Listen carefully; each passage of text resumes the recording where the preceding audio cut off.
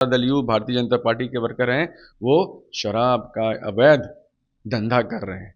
जनता के सब कुछ सामने, जनता के सामने है सब कुछ। आप अस्पताल चले जाइए, इलाज नहीं होता है। हमारे नेता का जो मुद्दा है उसी पर तो ये एनडीए सरकार चल रही है।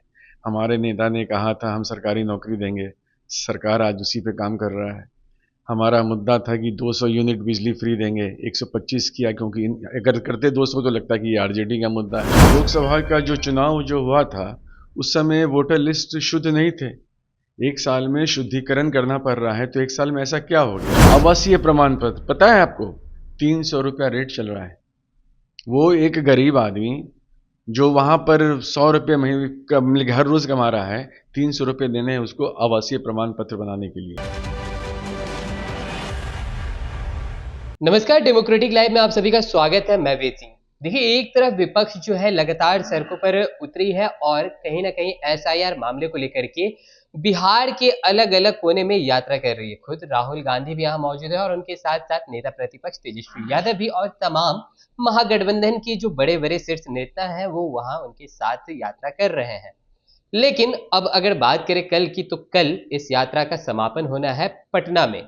लेकिन अभी भी प्रशासन की तरफ से मंजूरी नहीं मिल पा रही है। उसको लेकर के अभी हमारे पास बातचीत करने के लिए है पूर्व में विधायक भी रह चुके हैं आरजेडी से ऋषि मिश्रा जी। पहले तो स्वागत है आपका हमारे चैनल में। बहुत बहुत धन्यवाद वेद आपका। अभी लगातार विपक्ष की तरफ से यानी आप लोगों की तरफ से यात्रा चल रही है, पूरे बिहार के अलग अलग जिला अलग अलग कोने में जा जाकर लोगों से बातचीत हो रही है और एसआईआर मामले को लेकर के विरोध जताया जा रहा है। क्यों एसआईआर का विरोध कर रहे हैं आप लोग? हमारा विरोध एसआईआर से नहीं है, हमारा विरोध लोकतंत्र बचाने के लिए है। आपने कहा ना कि कल जो यहाँ पे पटना में होना है उसके लिए भी सरकार बहुत दिक्कत में है, स्पेस नहीं मिल रहा है हम लोगों को। तो हमारी लड़ाई, हमारे नेता तेजस्वी यादव हों, राहुल गांधी हों, इंडिया अलायंस के जितने नेता हों, सबका क्या मानना है कि आप एसआईआर अगर आपको कराना था तो पहले करा लेते, 6 महीने साल भर पहले करा लेते। 1.5 साल पहले, 1 साल पहले आपने लोकसभा चुनाव कराया है। इलेक्शन कमीशन हम लोग को जवाब क्यों नहीं देता है? या तो वो बोले कि लोकसभा का जो चुनाव जो हुआ था उस समय वोटर लिस्ट शुद्ध नहीं थे, एक साल में शुद्धिकरण करना पड़ रहा है, तो एक साल में ऐसा क्या हो गया है? आप लोकसभा वाली वोटर लिस्ट पे करा लेते। आप आपको किसने कहा? किसी कोर्ट का ऑर्डर था? आम जनता से आपको एप्लीकेशन मिला? हम लोगों में से जितनी भी राजनीतिक पार्टी हैं, किसी एक ने आपको एप्लीकेशन दिया? क्यों? आखिरकार क्यों ऐसा करना पड़ रहा है? और 2 महीने पहले आप बताइए, 30 सितंबर को फाइनल वोटर लिस्ट निकलेगा और 5 दिन का समय मिलता है सिर्फ आपत्ति दर्ज करने के लिए। अगर आप नहीं कर पाते हैं और अगर आपका काम नहीं होता है तो आप अगले 5 साल के लिए इंतजार करिए। अगर मुझे चुनाव लड़ना है, अगर मेरा नाम काट दिया जाता है 30 सितंबर के फाइनल वोटर लिस्ट से, मेरा क्या होगा? 5 साल तक फिर गया मेरा। तो इसकी लड़ाई हमारी। गांव में जो लोग हैं, आवासीय प्रमाण पत्र पता है आपको, 300 रुपया रेट चल रहा है। वो एक गरीब आदमी जो वहां पर 100 रुपये महीने हर रोज कमा रहा है, 300 रुपये देने हैं उसको आवासीय प्रमाण पत्र बनाने के लिए। वो मजदूर जो बिहार से बाहर रहता है, नौकरी में है, छुट्टी लेके कैसे आ पाएगा? ट्रेन का टिकट कौन कराएगा? इतना महंगा ट्रेन का टिकट कौन कराएगा? उसको क्या फर्क पड़ता है? बोलेगा ठीक है, जब हमको मिलेगा छुट्टी हम जाएंगे तो उस समय हम फिर करा लेंगे, अपना वोटर लिस्ट में ऐड करवा लेंगे, इसमें उस छोड़िए, हम फिर अगले बार वोट देंगे। तो हमारी लड़ाई इसकी है। बेसिक फंडामेंटल जो है, लोकतंत्र पे जो आघात election commission Bharatiya Janata party कर रही है, उसके विरुद्ध हमारा लड़ाई। लेकिन विपक्ष तो कह रही है कि इससे जो भी मृत व्यक्ति हैं उनका बस नाम काटा जा रहा है, तो विपक्ष को किस बात का डर सता रहा है? कैसे आप बोल रहे हैं? 32 लाख ना, 65 लाख में 32 लाख ही बाकी लोग, और जिनका नाम आपने काटा है, मृत्यु जिनकी हुई है, कैसे पता चल रहा है आपको? मैं तो क्षेत्र में रहता हूँ, देख रहा हूँ ना कैसे बीएलओ एक जगह बैठता है, एक जगह किसी जगह बैठ गया, यहाँ पे उसको कुर्सी टेबल मिल जाता है, गांव को लोगों को वहीं बुलाता है, वहीं से सबसे पूछ के हो रहा है। उसमें कितनी सही है कितनी गलत है, कैसे उसका वेरिफिकेशन करेंगे? इसलिए तो हमने कहा था इसको करने के लिए कम से कम आपको 1 साल का वक्त चाहिए, जिससे कि एग्जैक्ट आपका जो आप चाहते हैं, एसआईआर जो शुद्धिकरण के लिए होता है, वोटर लिस्ट के शुद्धिकरण के लिए होता है, वो उसके साथ तो बेईमानी है ये। कहीं ना कहीं कहा जा रहा है कि आप लोगों के पास कोई मुद्दा नहीं था, इसीलिए आप लोग एसआईआर को ही हमारे एक मुद्दा पास बना दिए। हमारे नेता का जो मुद्दा है उसी पर तो ये एनडीए सरकार चल रही है। हमारे नेता ने कहा था हम सरकारी नौकरी देंगे, सरकार आज उसी पे काम कर रहा है। हमारा मुद्दा था कि 200 यूनिट बिजली फ्री देंगे, 125 किया, क्योंकि अगर करते 200 तो लगता कि ये आरजेडी का मुद्दा है। हमारा मुद्दा है कि रोजगार देंगे लोगों को, सरकारी नौकरी देंगे, उस पर आज वो काम कर रहे हैं। हमारा मुद्दा था कि 400 से 1500 करेंगे, 1100 इन्होंने पेंशन किया।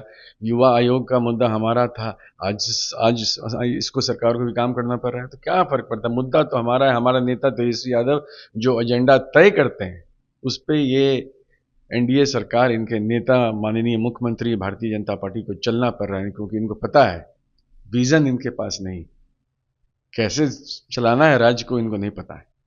लेकिन ये तो अच्छी बात है ना, जैसा कि आप लोग कह रहे हैं वो मौजूदा सरकार उसको पूरा कर दे रही है, इसका मतलब है कि अब आप लोग के पास कोई मुद्दा ही नहीं नहीं बचा। कहाँ, 125 यूनिट से थोड़ी काम चलेगा, 200 यूनिट हम करेंगे, 1100 इन्होंने किया है पेंशन, 1500 हम करेंगे, रोजगार देंगे, यहाँ पे इंडस्ट्रीज खोलेंगे।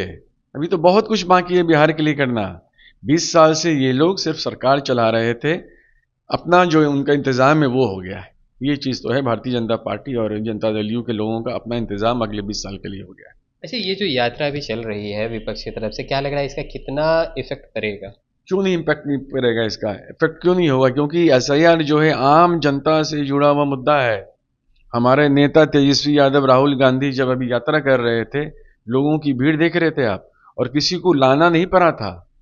हमारे भी क्षेत्र से वो गुजरे, किसी को लाना नहीं पड़ा, लोग आने के लिए तैयार थे, खुद आए हैं सब, क्योंकि इम्पैक्ट सीधा उनको पड़ रहा है, नेता को नहीं पड़ता है।